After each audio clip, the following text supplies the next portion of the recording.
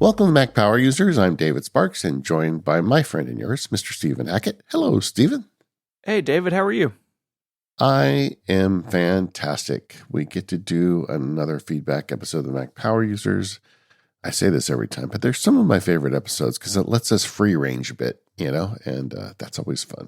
Yeah, and putting this this document together, we've both been in here over the last week or so.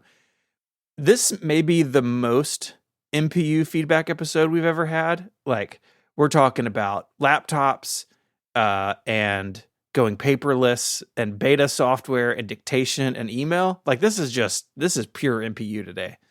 Yeah, and you know what? We've got a lot of great questions, so keep them coming, gang. It really makes the show better. We love hearing from you and your questions. Opens up a lot of interesting avenues for discussion on these occasional feedback episodes, so please keep it coming. But before we get started, I want to congratulate you. I just read your post that Stephen Hackett has now been independent for 10 years.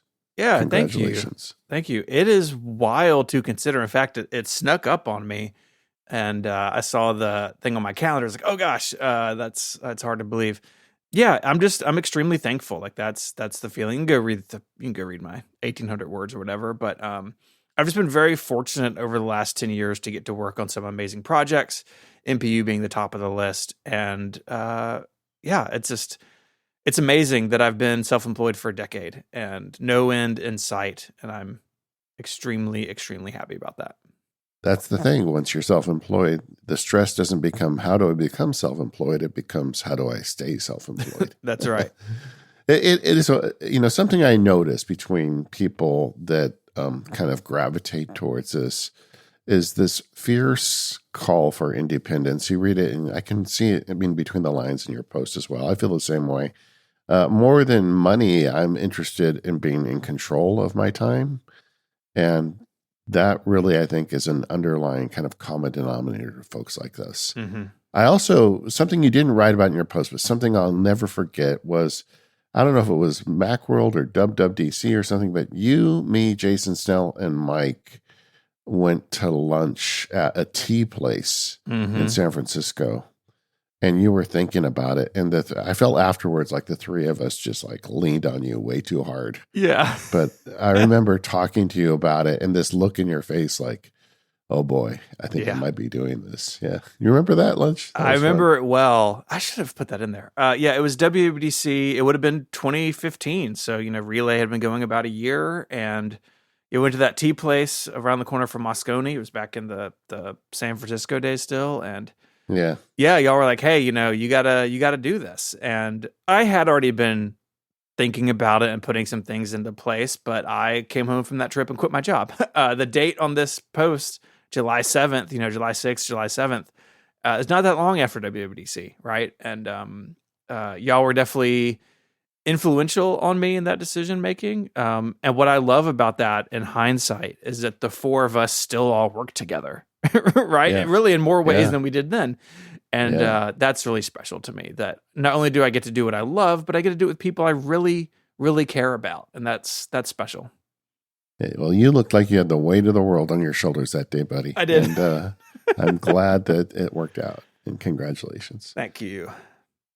Today on More Power Users, this was my request. I wanted to do a 3D printer check-in. We talk about these once in a while, but it's been a while. And I am still really enjoying mine, and I have some cool new projects I've been working on. You've got some amazing stuff too, that filament you linked. I can't wait to talk about that. So we'll be talking about 3D printers today and More Power Users. If you'd like to sign up for the ad-free extended version of the show, you can do that at relay.fm/MPU.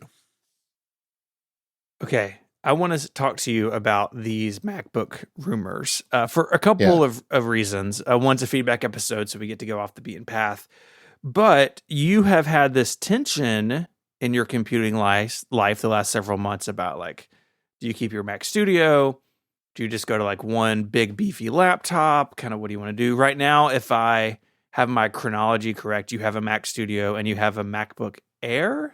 Yeah, nothing has changed. Nothing has, well. Orders have been placed and canceled. Yeah. Oh yeah, it was the "What have you done" thing in the show notes a few weeks ago. Yeah, yeah, I still think that's probably a good setup for you. My setup is very similar. I have basically a loaded 14-inch MacBook Pro, but then I also have a MacBook Air for times I don't need to take my whole computer out of my office. But this set of rumors, and basically the reporting is that Apple is looking at putting the A18 Pro from the iPhone in a new or revamped low-end laptop. Currently, at least in the US, you can get the M1 MacBook Air, which is hard to believe, almost 5 years old now. yeah. You can get that machine at Walmart for either $649 or $699. Sometimes it's on sale at $649. And that's a great machine. In fact, I just had a family member who they were on a pre-Retina MacBook Air, like an old MacBook Air, and like literally all they do is like check their email on the web. It's fine, but Yeah. it died. Like it just was dead. Probably just needed a battery, but I was like, you know what? Like this thing is old. You're not getting security updates anymore. And I sent them to the Walmart. I was like, get the cheap MacBook Air. It's going to be great for you. You know, they're checking their email on Yahoo. Like it's the least taxed Mac of all time. It's great. And it's great for a lot of people. It's really affordable. But Apple is maybe looking at replacing that or supplementing it with something with the A18 Pro. And our friend, speaking of Jason, over at Six Colors, this is one of those posts. I'm sure you have this too, where as soon as I saw this in my RSS reader, I was like, dang it, I should have done it. Like, it's such a good idea. He compared the benchmarks of the A18 Pro with the M1, M2, M3, and M4. And the headline is the A18 Pro is almost 50% faster than the M1 in single core tasks and basically identical in multi-core and graphic tasks. Incredible. Clearly, it could drive Mac OS, no problem. Sure. But I'd love to know what you think of this. Is this something Apple should be looking at? Something that is an interesting product? Well, I mean, it's a little bit off brand for them. Like Apple's never made discount Macs, right? Well, not since like the 90s. Yeah. But I feel like this is part of the bounty of Apple Silicon. Like Apple Silicon is really fast. M1s are still for sale and useful. I was having the exact same thought you were. A couple of weeks ago, my octogenarian mother-in-law was at the house and the battery is dying on her MacBook Air. And I looked it up. It's a 13-year-old MacBook Air and you can't buy a battery for it. It's so old. And frankly, I think it's probably hacked. I mean, it's a long story, but a lot of times older folks get caught in deals. And she told me how she talked to the nice guy at Microsoft and he helped her fix her computer. And yeah, so it's like, yeah, I was telling my wife, at Christmas or her birthday, we're going to just go get her one of these M1s. I'm just going to buy her one and give it to her. She's absolutely worth a computer to me. Yeah. She for everything she's done with me, including raising my wife to be who she is. And but then this rumor came out. I'm like, oh, maybe I should wait and get her this thing when they come out with it. So yeah, I think there's definitely space for this in the world now. I think Apple evolving to have more of a discount Mac makes a lot of sense right now in time. And I hope this comes true. Yeah, I think it'd be really interesting for them to continue to serve that market. I have lots of questions about what this machine would be. Like, is it just the M1 Air with an A18 Pro slapped in it? Is it a new form factor that, lets them keep this price point down?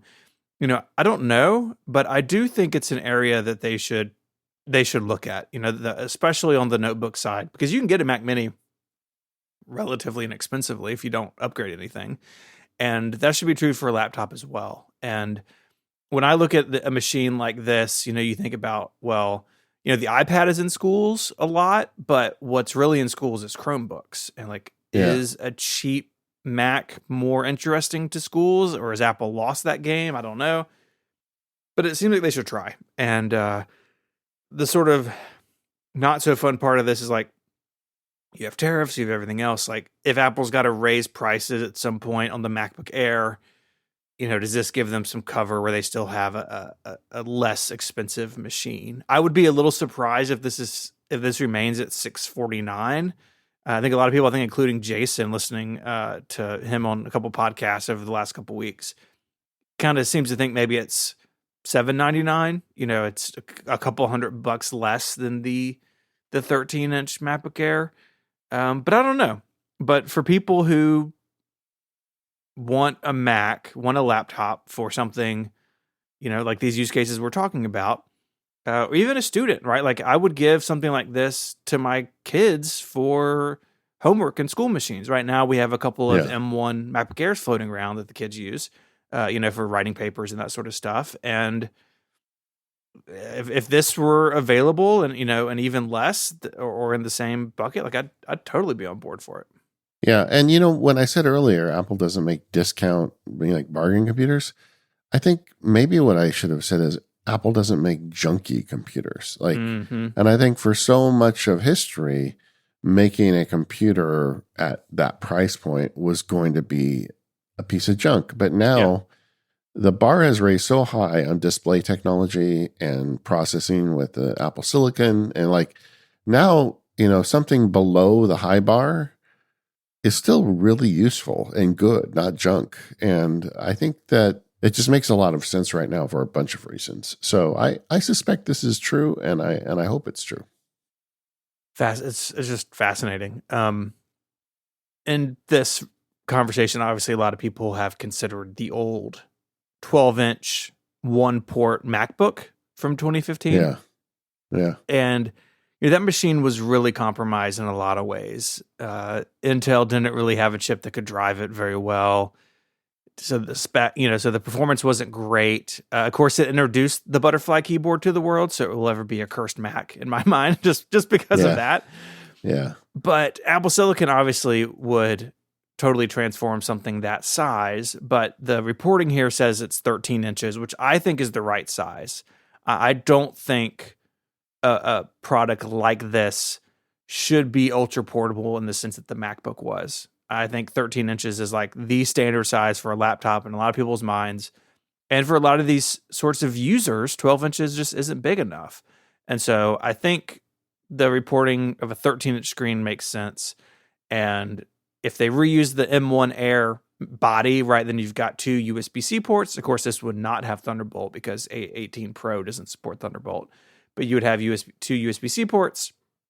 I think that's fine, right? It's been fine on a $699 MacBook Air for a long time now to have two USB-C ports and no MagSafe. So I think that's fine. Like it would be great if it had two ports and MagSafe, but I would take two USB-C ports and be fine with it on a computer like this. Yeah, I don't think you're not going to get any bells and whistles. And to me, an ultralight Mac is a different beast, and it's not a bargain Mac. People will pay extra for the a good ultralight Mac. I'm a little surprised that product doesn't exist in the age of Apple Silicon, because I feel like that was the final key to unlocking that form factor. Yeah. I guess Apple's just decided, hey, we've got MacBook Airs and MacBook Pros pretty small, and that's good enough. But and honestly, kind of thinking as a big company, having that affordable Mac is more important than the ultralight. So I think they're probably making the right one here. Although I would still like to see them make an ultralight. I don't think I'd buy one, but I know a lot of people that really love them. Mm-hmm. I mean, speaking of old WWDCs, Underscore used to walk around WWDC with like a 12-inch MacBook in his coat pocket. Yeah, MacBook Air. Yeah. It was just totally wild. He's always been into the really small ones, and that would be cool too. That'd be a different computer, though. I think it would be more expensive, and it'd have some better parts in it and whatnot. But for people like my mother-in-law, your friend, and a lot of education buyers, I think there's a lot of people for whom a more affordable MacBook makes perfect sense. I mean, people who don't care about having the latest, greatest display or fastest processor. This episode of the Mac Power Users is brought to you by 1Password, the industry-leading password manager for work, family, and life. Go to onepassword.com/MPU right now to get 20% off your plan. With 1Password, you can bring order to chaos with a personal password manager for you and your family. You can create strong, unique passwords for every online account and sign into websites in a flash and securely share your sensitive information with anyone important to you. Account setup takes no time. It's easy to get started with 1Password. Just import your passwords from another password manager or start signing into websites to build out your password vaults. If you need to create passwords, 1Password has you covered there too. It gives your accounts the best protection by generating secure passwords with 1Password, or go passwordless by signing into compatible websites with passkeys. 1Password's got that completely covered as well.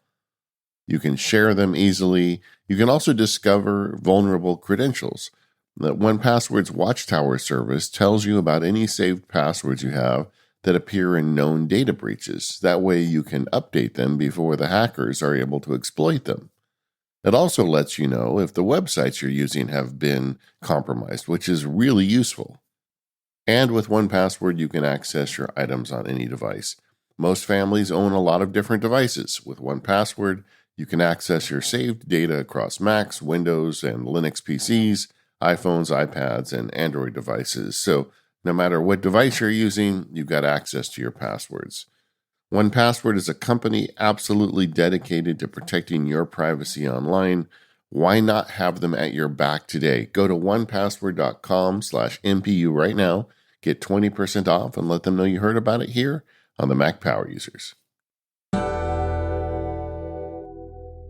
We've got a bunch of listener feedback to go through today, and we got a lot of feedback about snoozing. So in iOS 26, you can change the snooze time, and we wondered, why is it 9 minutes?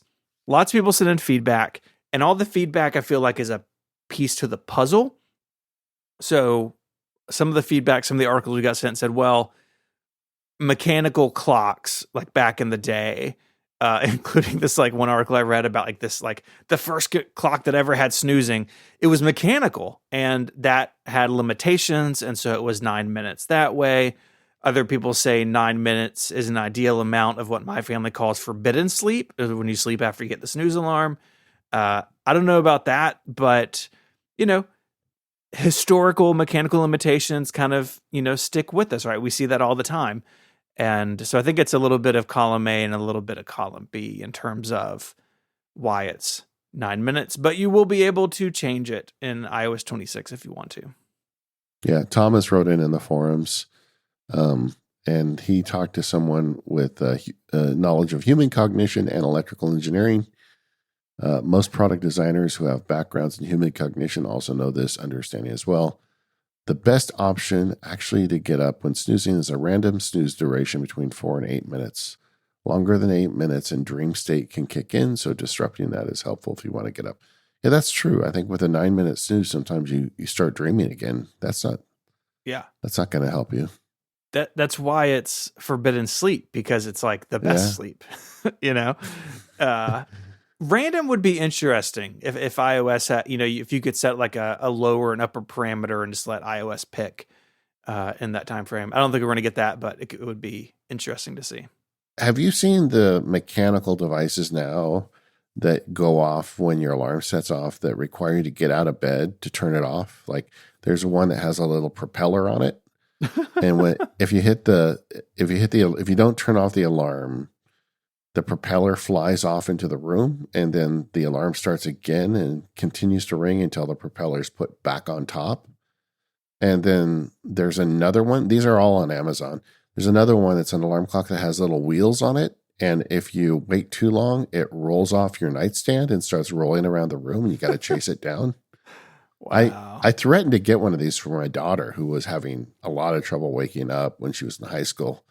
But she grew out of that. But yeah, there's some really crazy stuff out there. Mm-hmm. I was actually just talking to somebody about this because I knew we were coming up on this, and it came up in a conversation. They they use their phone like their alarm clock, like a lot of people do, but they leave it on the other side of the room, right? That's like the simplest version of what you're talking about.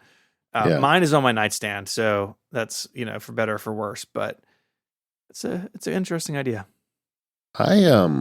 I don't usually use a snooze. I feel like I don't know. I'm ready to go when the alarm goes off. I'm ready to get going and doing stuff. Usually, do you have this experience? I always wake up like 5 minutes before the alarm is set. Oh yeah, yeah, I normally I do. don't know why. I guess there's some, we'll probably get feedback on that next, but my brain knows about 5 minutes before my alarm is going to go off, and I wake up usually Hmm. then. Hmm. You got that internal clock running. Okay, Unify. Yeah. That show got a lot of feedback as well. We did a whole show on Steven's continuing love affair with Ubiquity. And I thought pretty objective coverage. He talked about what it's good and what it's bad for. But we heard back from some folks. Yeah, we had a couple of listener questions. Mike had asked, "I've been thinking about upgrading my home network. Do you think it's overkill for someone who mostly just works from home and streams a lot of video?" Yeah, it can be. Like, I think we said that, right? If you're building a stadium, you need this sort of stuff. If you're building a house, you don't necessarily need it. What started the path for me was I upgraded my internet connection, and I wanted it to take just absolute full advantage of what I was getting speed wise. And that led me to this after conversations with some people who bullied me into it. But I'm also a nerd, right? And I like nerdy projects. And I would never recommend this for somebody who is looking to do something like this on a budget, or, like even think about like my brother's a great example. He was on the show a long time ago. He works from home. He's got a little home office. And I just put Eros in his house, like new Eros about a year and a half ago. And it's great for them. Like, he doesn't want to tinker with it. He gets great coverage. The way his house is set up, running Ethernet through it was not really going to be a pleasant experience. Well, it's never pleasant, but it was going to be an extremely unpleasant experience. And so they're just wirelessly mesh, and it works great. And if you've got good coverage and good connection speed where your desk is, then there's no need to go down this road. But if you want a nerdy project, or you want some of those other benefits we talked about, then it's there waiting for you. Yeah, I mean, that's kind of me. I'm like your brother. It's like the arrows are working, and I don't really want to mess with it too much. But I will say, ever since we recorded that show, every time I'm out in public, I see them everywhere. I see them in retail stores. I see them in restaurants. Everywhere I go and I see them, it's like they're teasing me. Hey, why don't you bring me home? Brian wrote in with the question that I wish I had asked you during the episode. I mean, it just cuts to it. What's the biggest real world difference you notice after switching? For me, it is the absolute even-handedness of the Wi-Fi across my house and office. So even on Eros, if I was streaming something and was walking from the studio like through the house, it would inevitably buffer at some point. And Eero is really good about the handing off between devices, but I never really got that dialed in, and never had good coverage like in the garage, for instance. And because because Ubiquity has different options for different places, I could put a weatherproof access point in my garage and have great coverage in there, which is really nice when you're working on something. Or we have our home gym built in the garage, and like my wife is streaming a fitness class, or I'm streaming a fitness class, like it just working. And so that Wi-Fi coverage for me is the biggest thing. And I could have put more Eros in, but I was starting to get to a point of like, there's a lot of these things running around. I don't want to put one in the garage because, the garage is enclosed, but it's not heated or cooled. Like, it's however hot it is outside, it's hotter in the garage. However cold it is outside, it's that cold in the garage, right? Like it's covered, but it's not an indoor cooled space. And so the optionality of what they had was really great. And the second one for me that I really, really appreciate is that my handful of cameras, that footage is stored locally. Now, I do have a hole punched through my network, so I can get access through the Unify Protect app to my cameras when I'm away. So if I'm out running errands and someone is on my front door, my front porch, then I get a notification, just like I did with Ring or with Nest Cams before that. But not paying a subscription for that, not having that video streaming to the internet all the time and being stored somewhere else, like that matters to me. I didn't think it did until I started looking down this road. but it turns out it does. And so those things have all been really nice. I feel like that you touched on something there. Like if you've got a Eero set up that's like €5, then you're probably a Ubiquiti candidate. At that point, if you're going to get that complex with an Eero system, you may want to get more control.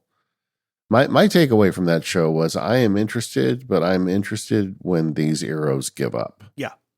When they're too old, or the next time I do an upgrade, I'm going to seriously consider. Something that really called out to me was the component nature of it, and the way like I could, once you build a system like this, you could just update individual components over time and always keep it up to date.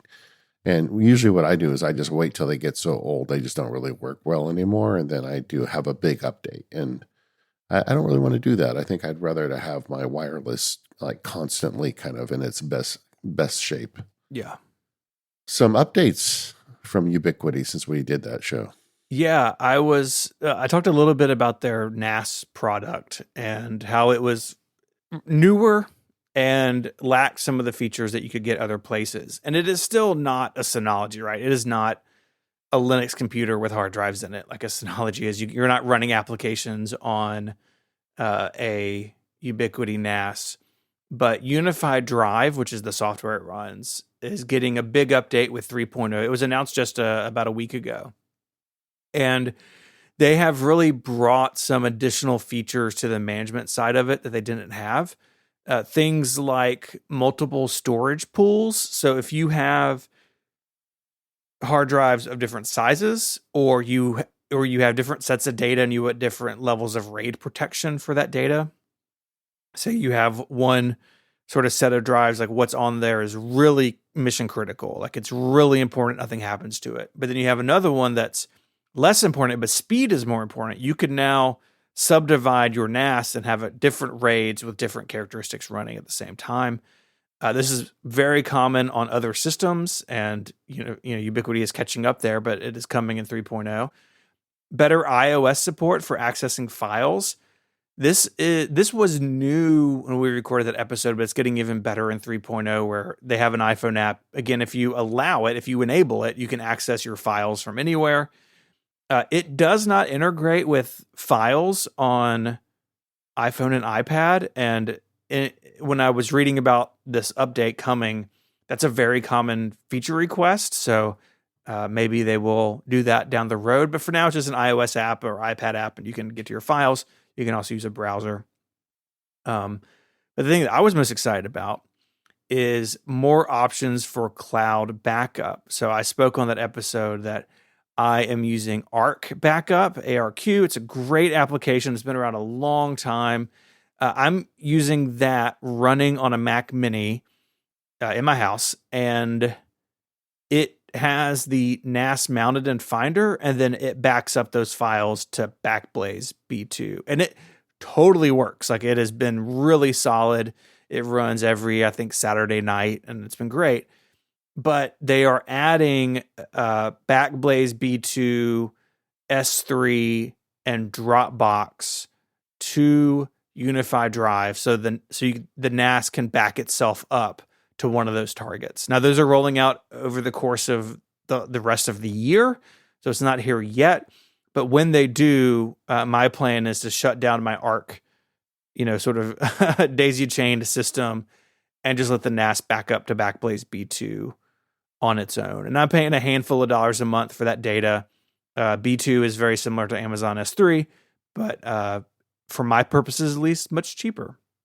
And that way I don't have to make sure the Mac Mini's on, or, I'm not right now, like if for some reason, like say I restart that Mac Mini and the volumes don't remount automatically, then the backup doesn't go through, right? Because the volume's not mounted for Arc to see it. All that will be simpler if it's all in the box. And so I'm looking forward to that. And I think the backup was a big missing piece of their RAID solution. And I'm very happy to see that they are getting that evolved and built out.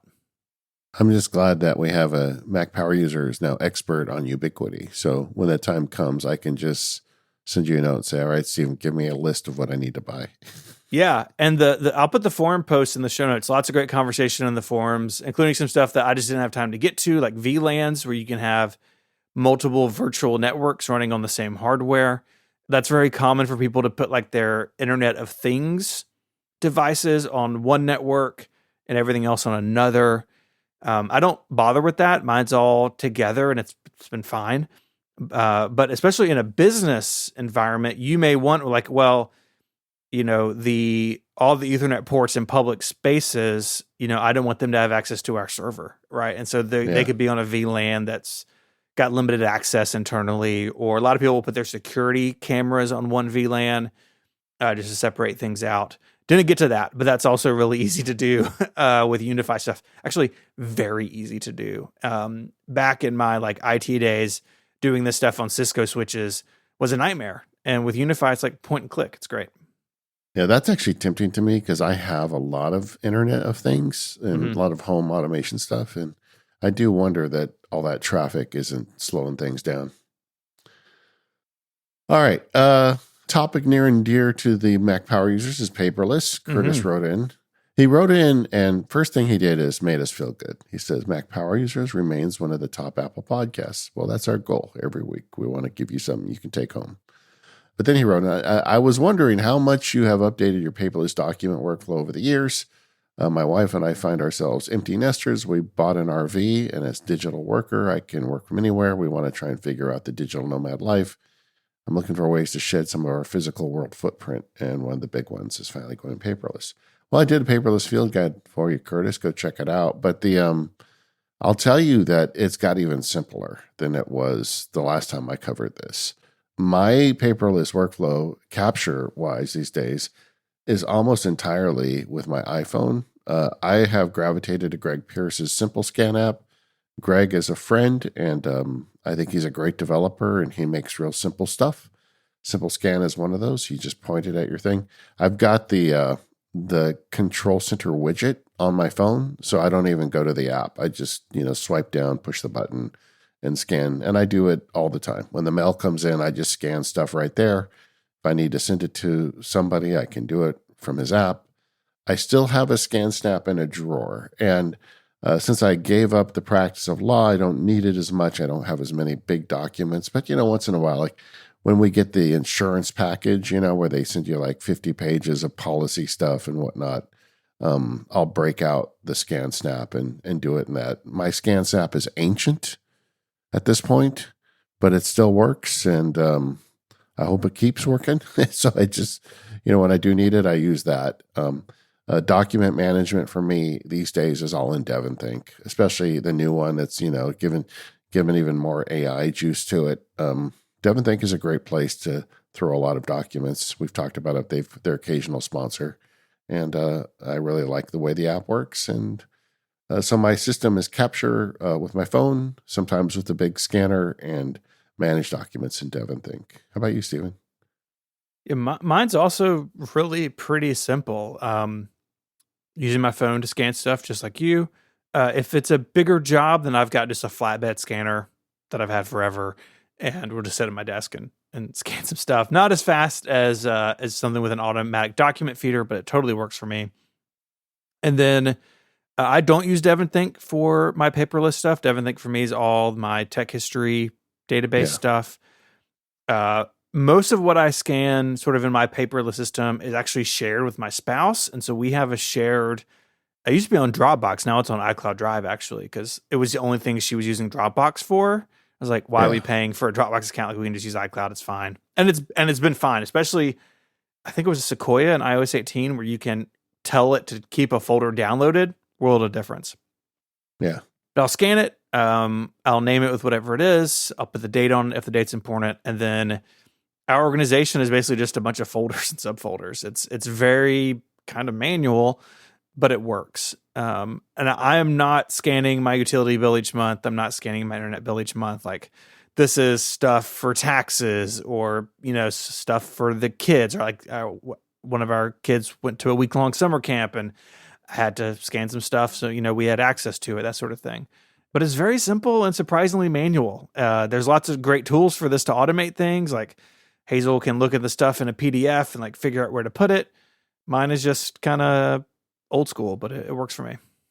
Yeah, if I was in Curtis's shoes and living out of an RV, I think I would really try to do it just with a phone as your capture device and see if that's, a problem. But like even with Greg's app, I think you can scan up to 20 pages in one go, and you just literally turn the page over and you point it at it, and it does everything else for you. So yeah, try to do it with just a phone and come up with a simple storage system. Like Steven, if you're sharing with your wife, you want to make sure she can see it as well, and let us know how it goes. Yeah. Just very straightforward and simple. Curtis, I'd also love to know just other tech stuff you run into when on the road. That's really interesting. I would imagine some of that's much easier now than it would have been in the past. Like, I know we've got some extended family that they basically are doing what this is, like retired, bought an RV. They're all over the place. And they bought Starlink. So they have like a high speed internet basically everywhere they go. And that was not easy, 5, 6, 7, 8 years ago. Yeah, I mean, this stuff is a lot easier now. Yeah. But yeah, we'll have a link to David's paperless field guide in the show notes. That's a classic Max Sparky piece of content right there, man. I updated it several years ago, but it needs, I think, another update. I want to readdress the capture part of it because the phones have gotten so much better. Like it used to be that when you use your phone to capture a digital document, it was inferior to a scanner because the cameras weren't as good and the software wasn't as good. But now, looking at my scans, I can tell the ones I did with my phone versus the scan snap, and the phone ones actually are sharper because the cameras are just so good in the phones at this point. Yeah. This episode of Mac Power Users is brought to you by Ecamm Live, the leading video production and live streaming studio built for macOS. Ecamm is great at simplifying your entire workflow because you can do it all with the Ecamm app. Get started quickly and have everything on hand to create whatever you need with video.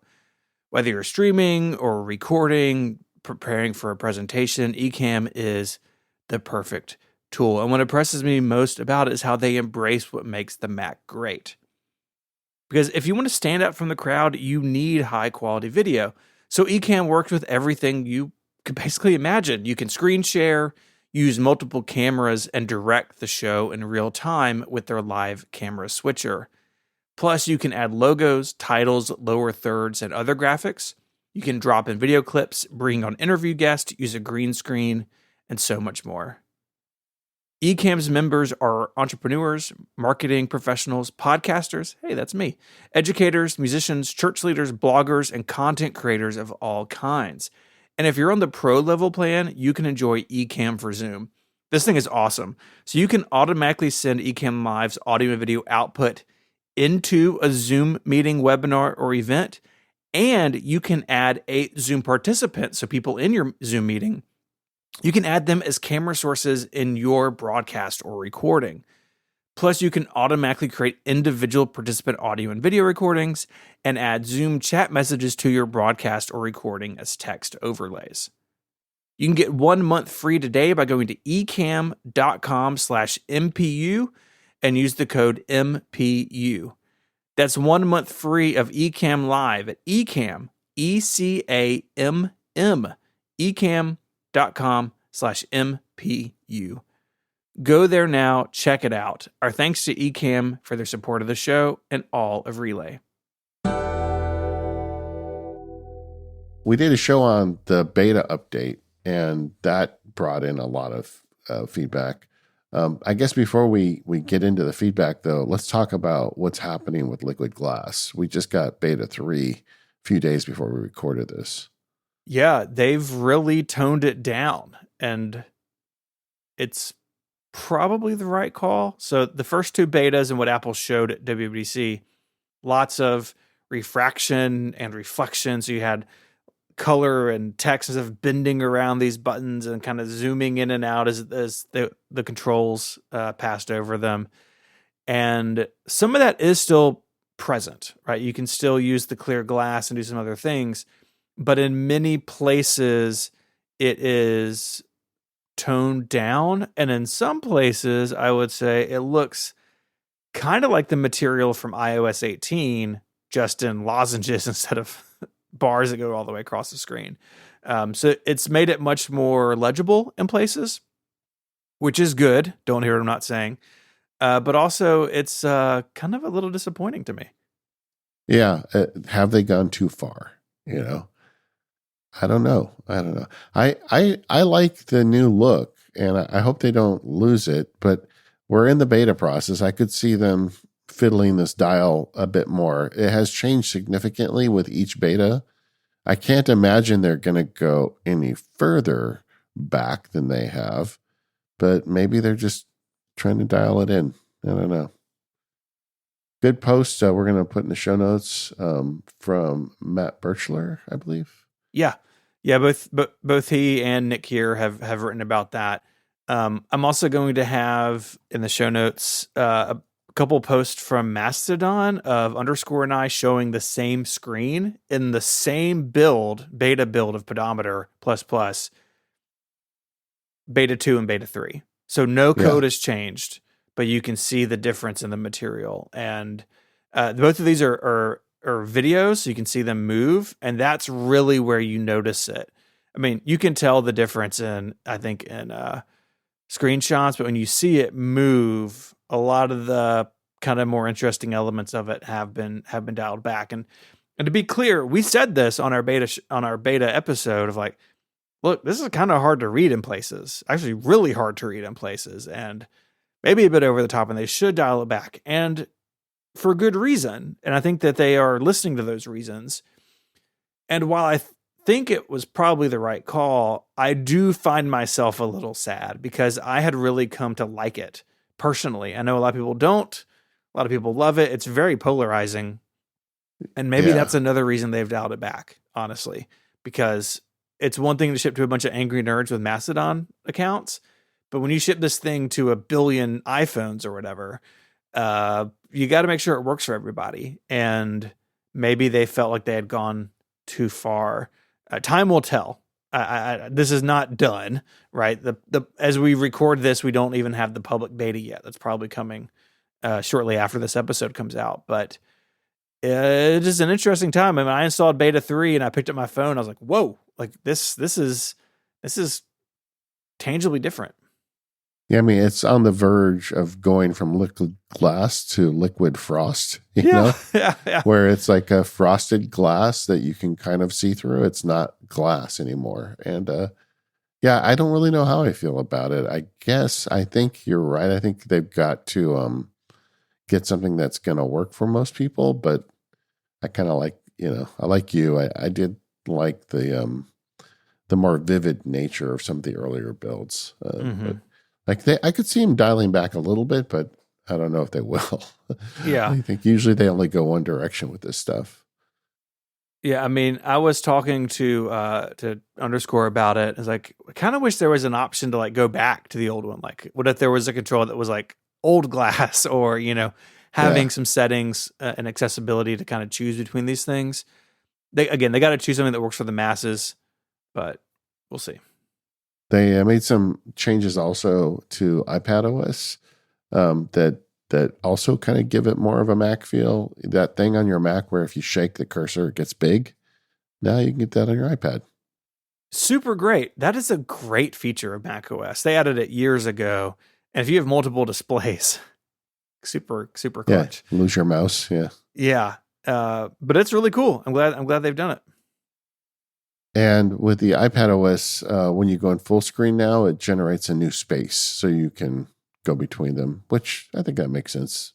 Yeah, I kept running into this because in iPadOS 18 and before, just like on the iPhone, you could swipe horizontally on the home indicator and switch between apps.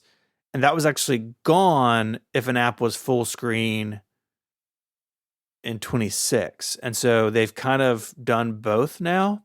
I'm actually very happy with where the windowing is in iPadOS 26 now. And one thing that's really cool, I didn't even realize this until listening to Upgrade. For basically forever, iPhone apps on the iPad were just like stuck in a sea of black pixels. And now they're just in Windows. And Yeah. so you can have an iPhone app just like next to an iPad app, and they look the same, work the same. You can't resize them freely; that they're sort of stuck in the iPhone sort of, you know, shape. But it's a much better experience there too. The FireWire issue. Now, you wrote about it recently. Mm-hmm. I've seen a lot of posts about the death of FireWire. And Steven, why do I care about that? When's the last time you used a FireWire device? Yeah, yeah. I What's mean, going on with FireWire that people are upset? I don't know. I mean, there's hipsters using iPods, I guess. A lot of pro audio gear uses FireWire, but like how many of those people are going to update to Tahoe, I don't know. For me, it was just more an interesting thing of like FireWire has been around a long time, and why they Yeah, chose this year to kill it, I don't know. You can go see my post. I dug out an old drive that I used when I was a Mac service technician. In fact, you can see this drive has like partitions for snow leopard and lion and mountain lion on it. It's like this thing is old, but it fired right up. To OWC's credit, it fired right up. yeah, And through a bunch of dongles, my Sequoia machine, it shows up. The Tahoe machine, it does not. And in fact, in system information, the app system information, there's not a FireWire section in Tahoe. It sees that there's an adapter attached, and it sees that it is a FireWire adapter, but that's as far as it gets. I don't know why they chose to do this now, because it's not like, oh, Thunderbolt 5 doesn't support it. Like my MacBook Pro is Thunderbolt 5, it works. My MacBook Air, which is Thunderbolt 4, it doesn't. It's a software change. It's not that they pulled it out of, the Thunderbolt spec or the chipset or something. This is a software change. I don't know why it's now. Most people don't. It doesn't really matter. It's not going to be a problem, but it's just kind of funny to consider.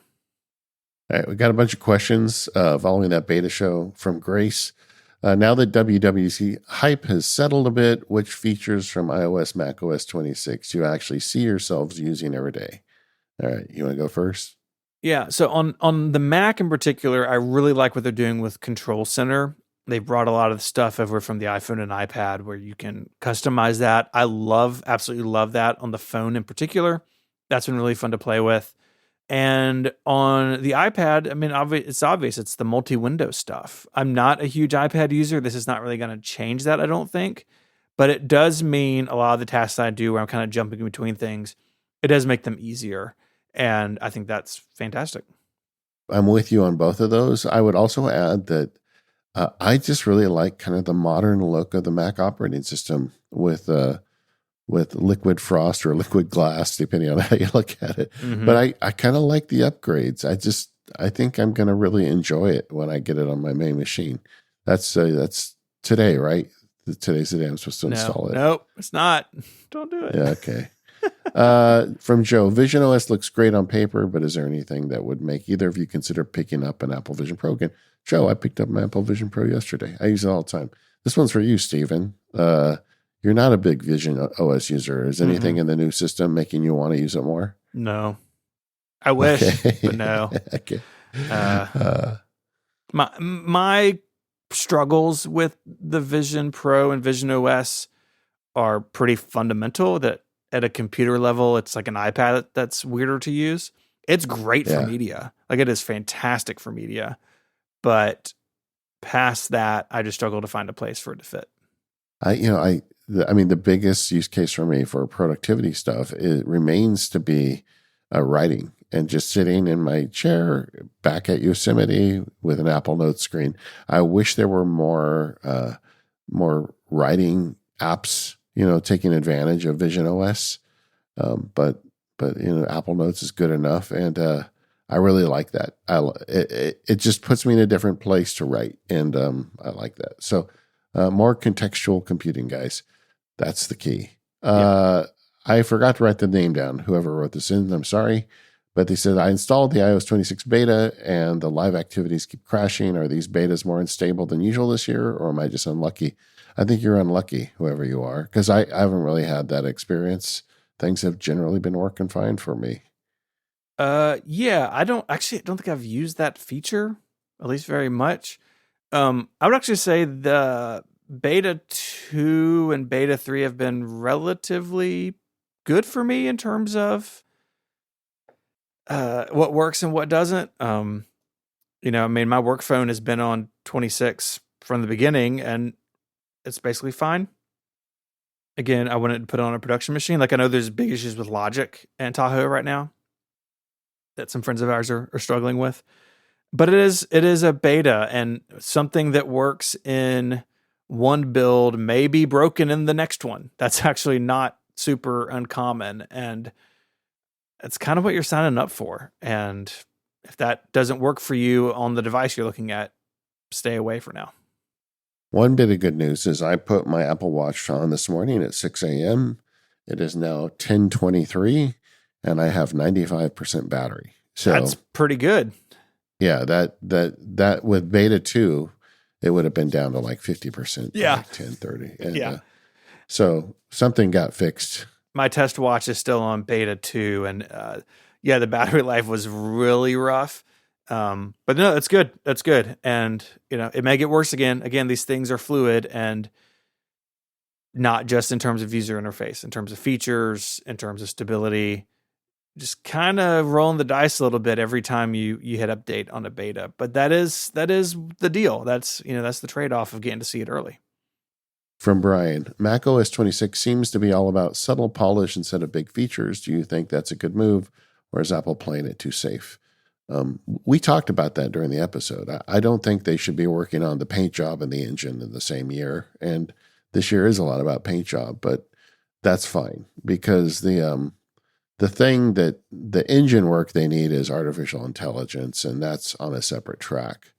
So I kind of feel like this was the right move this year. I don't know. What do you think, Stephen?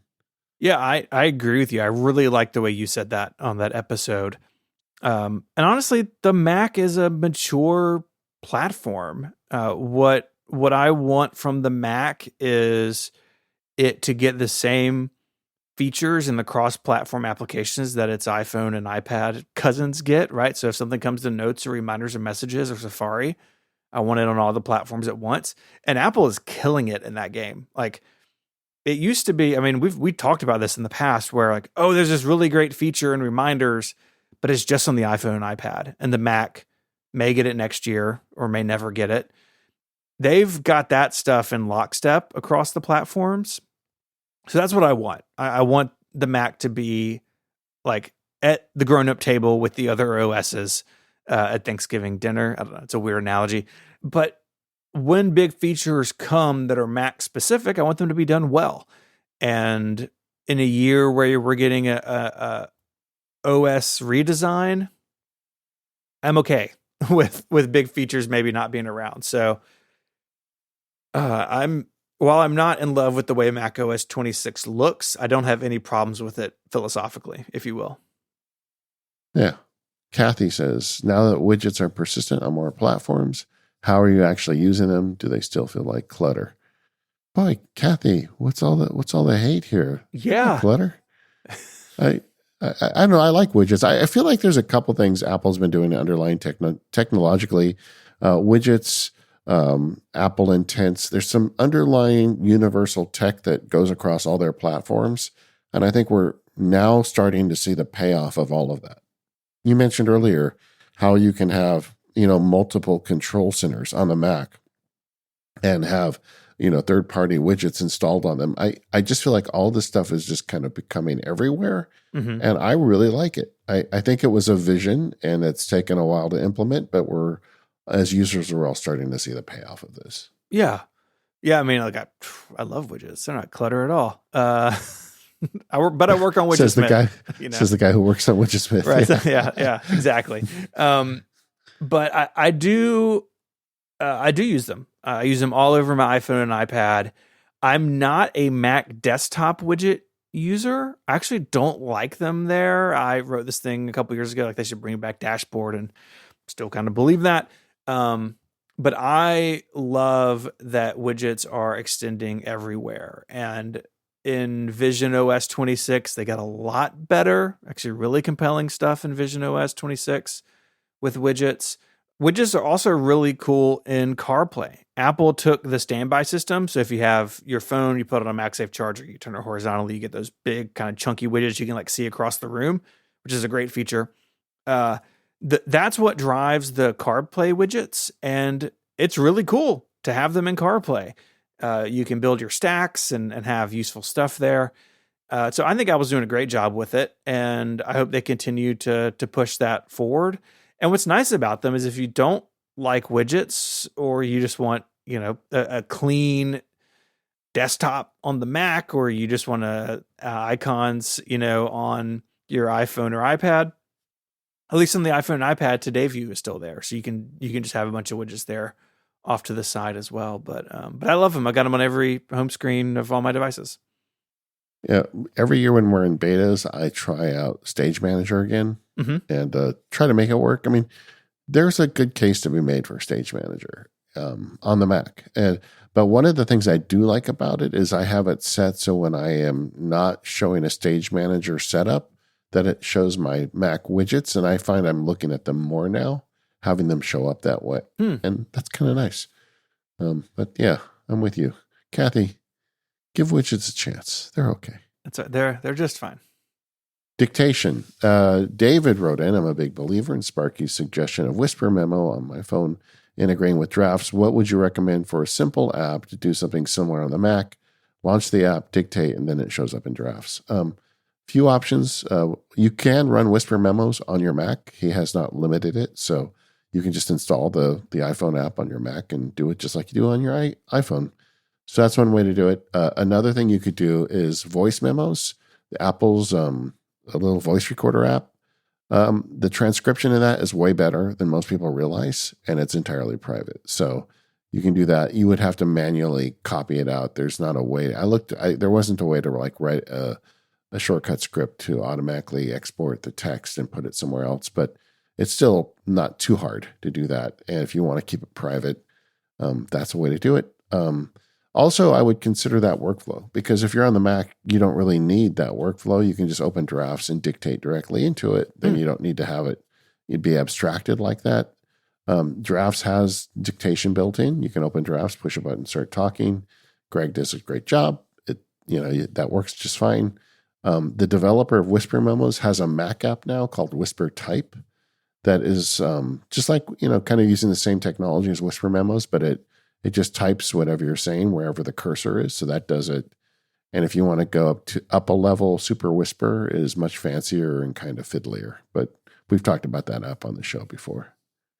Yeah, lots of great options. I feel like dictation has really benefited from the boon in these AI tools. And neural networks like the hardware and Apple doing it locally as much as they do. I think it's all really great. And I wouldn't sleep on voice memos. I mean, do you remember when voice memos came out? The UI was like a microphone. It was super, super weird. Wasn't it a reel-to-reel deck? Or was podcasts? That was podcasts. Right. But voice memos is great. It's free. It's from Apple.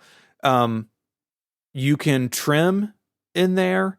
They have playback speed options. You can actually have skip silence. Like they have like the overcast thing in there. You can, in a recent update, like have more than one layer at a time. We're like, for dictation doesn't matter, but it is cool. And it's on the iPhone, iPad, and the Apple Watch, and it all just syncs with iCloud. It's great. You do a ton of dictation, but when I do, if I'm just like recording something for later, I will just use voice memos, and then it's on my Mac waiting for me when I get back. Yeah. The other secret benefit of voice memos is it's a first party app, which means it gets a priority in terms of running in the background. And sometimes some of these other third party apps get dropped, on mobile devices, and you don't really know why, but I suspect it's because Apple's aggressively managing RAM. Yeah. Whereas voice memos, that never happens because it's Apple's app and it's got a secret hall pass to always run. Okay. A little bit on email. Yeah. That's my fault because of all this superhuman talk. We're going to get to them. Naomi asks, or wrote, I've tried things like Mail Butler, SaneBox, and even Hey, but they all have trade-offs. Is there such thing as the perfect email setup? After long, Hard thought, Naomi. The answer is no. That's right. It's just, email is kind of rough, and we all have to just choose our poison when it comes to an email app. Yeah, I think that's unfortunately true. The benefit of that, though, is that there are a lot of trade-offs in these different things. And Yeah. a lot of these things you can mix and match. Like I use SaneBox plus Gmail plus MimeStream, right? And for me, those combination of tools, that's the best thing that I have found. And MimeStream, if you're listening, put me on your iOS beta, please. I know it exists. It's something like, hey, really opinionated. We spoke about that last time you went wandering through the email wilderness. Really has some interesting ideas about how you manage things and how email even gets to you.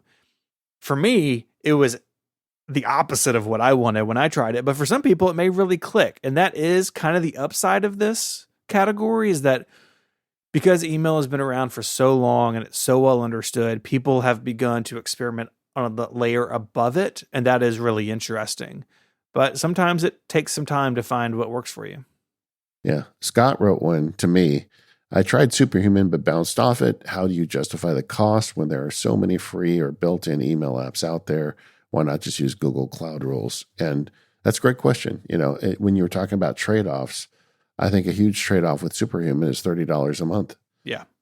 Which is a lot of money for an email application. But email is a huge part of what I do.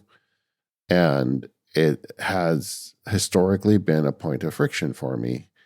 And I always have to clarify, I like writing emails, especially to listeners and humans, but I also get approached by a lot of other people who are just trying to get me to put their CEO on the podcast, or, all the various email shenanigans that come my way. Mm-hmm. And Superhuman actually gives me time to respond to humans and effectively get rid of the rest. And for those reasons, we did a whole show, and I'm not going to go through it all, but I'm still using it and liking it, and it's stuck for me. And email is no longer as much of a friction point in my life as a result. Related, Bernice said, is David still using SaneBox with Superhuman? No. I mean, Superhuman they do a lot of the same thing, SaneBox and Superhuman. Superhuman, to me, goes a little bit further on some problems I have, but for a lot of people, SaneBox is better. But, you just got to look at them and know which one you want. But you don't need both. Yeah, I think that's true. Indeed, I think if you used both, it would probably cause problems. Probably. Yeah. Got conflicting email systems. And since we did that show, Superhuman got bought by Grammarly. Yeah, this is fascinating to me. Superhuman, being bought in a way doesn't surprise me. Is Grammarly buying them is what surprises me. And what I thought, and I was not alone in this. It was like, Grammarly's whole thing is like basically text and grammar checking and writing suggestions in your browser or on your computer through an app or a plugin or whatever. And I use it. I run big stuff through Grammarly. Don't always take its suggestions, but it's really good at catching the wrong the there problem. Yeah. When I saw this, it's like, I wonder if Grammarly looked at the world around them and thought, oh gosh, like, is our product becoming a feature? Right. And what I mean by that is, when Grammarly started, it was kind of the only thing like it and the best at it. But now, like, you can copy and paste an article into ChatGPT or Claude, and it can do basically the same types of things. Not as well laid out, in my opinion. Maybe not as good, but close enough. And I wonder if Grammarly saw that and said, hey, it's time that we expand. I mean, there's this sentence in their press release. This acquisition accelerates Grammarly's evolution into a, quote, AI productivity platform for apps and agents, positioning email as a critical communication service in the company's vision of an agentic future. That makes sense to me from their perspective. Yeah, and I got an email as a subscriber from the Superhuman CEO. I mean, not to me, but to all of the subscribers. And he was saying that, they have this AI first productivity suite vision out there. It's like, not only do they want Superhuman to manage your email, but your tasks and your calendar as well. Yeah. There are already some calendar integration stuff in Superhuman. Mm-hmm. and they look at this investment as a way to accelerate their timeline. And then I would guess Grammarly has a lot of good information about writing, tips, and the thing Grammarly does, it's the best at, in my opinion. I still pay for Grammarly. Yeah. Even though Apple makes kind of a similar thing with Apple Intelligence that's built in and secure and private. But I can see there being a nice share of technology and information between Grammarly and Superhuman and them kind of combining together to do more. To be honest, I don't know how interested I am in AI-based task management. Yeah. Or calendar planning. I generally feel like that's a part where the human needs to do it, but I understand that that's something people think they want, and these guys are going to try and build it. And now they've got enough money between them to do that. So let's see what they do. Yeah. Superhuman says they're being acquired to build the future of work. It's like, boy, that's a big sentence, my friends. Yeah. And you said something on the interview with Ken last week of like, AI and task management's aligned for you. That at this point you don't, you don't want those things to mix, but maybe they get it right. I don't know. Yeah. But what I will say is that I continue to get emails from Superhuman saying, hey, we added this new little feature. And it's like they just really continue to really drill in on email friction and finding ways to remove it. And that's what I'm paying for. To answer the question from Scott earlier, why am I paying $30? I want somebody obsessively figuring out a way to make this easier for me. And if they start getting so into task management and calendars that they're not continuing to do that with email, then, I'll be keeping an eye on them. That's all. Because the problem that they have been hired to solve for me is email. And I want to continue to see that happen. All right. Stuff we're playing with. Steven, what are you playing with these days? Yeah. So mine's kind of a short list this time, but one that I've really enjoyed is that I've just been pulling my big camera out more. Okay. I've got a Sony A7 III? A7 something. I think 3. Yeah. Several lenses for it. And I used it a lot for work when I was doing more YouTube stuff and that sort of thing. But I find myself pulling it out at more family events and just sort of around, and have really been enjoying it. And, the iPhone cameras are incredible, but I am extremely interested in the slim iPhone rumors for next year, which reporting says only has one camera. And that would be a limitation compared to my Pro that has 3. So that's also been, I think that's kind of been one of the reasons. I hadn't even thought about that until I kind of put this in the show notes today, but the iPhone camera is good, but real cameras with real glass are still way better. And I've enjoyed kind of getting back into that process after really not being in it in a long time.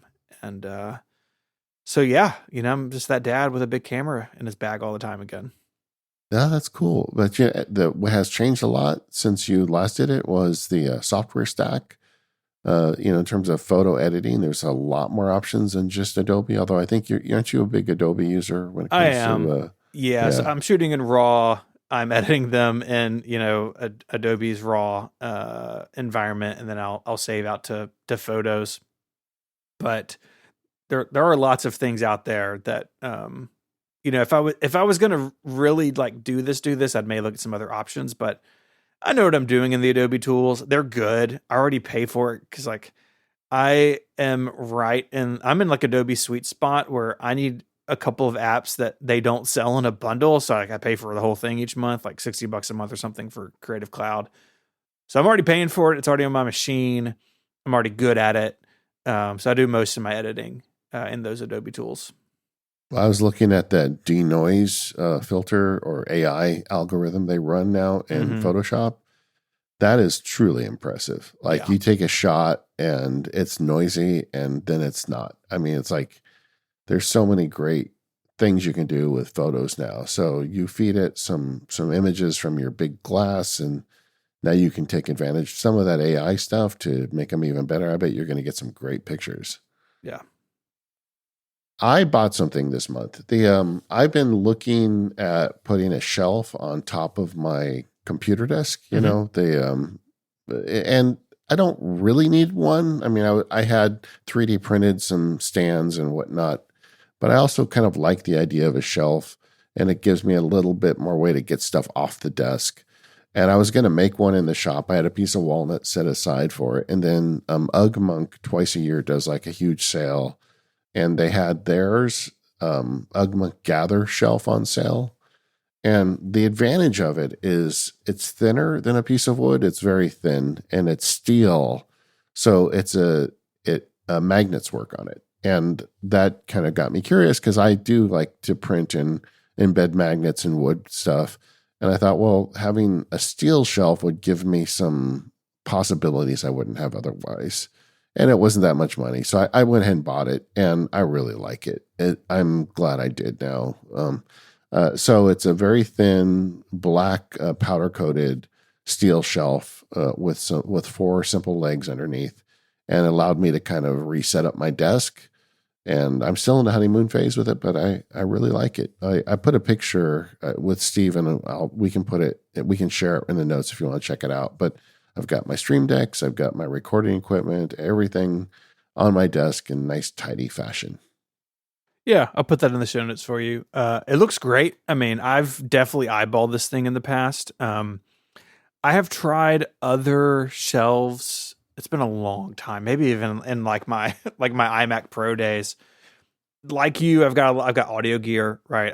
I only have one Stream Deck. I don't have is this three Stream Decks in this Yeah, picture? three stream decks. Yes. So stuff is just kind of spread out, but it looks great. I'm glad you're happy with it.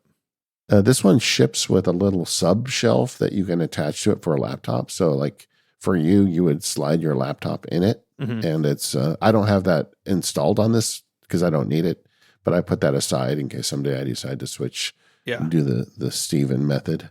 But yeah, I'm really happy with this thing, and it's nice. it Three looks great. stream decks is a lot of stream decks, It's a isn't lot it? of buttons, man. It's a Yeah. lot of buttons. All right. We are the Mac Power Users. You can find us over at relay.fm/MPU. If you'd like to join the membership for more power users, we'd love to have you. You can do that there as well. That gets you the ad-free extended version of the show. Thank you to our sponsors, 1Password and Ecamm, and we'll see you next time.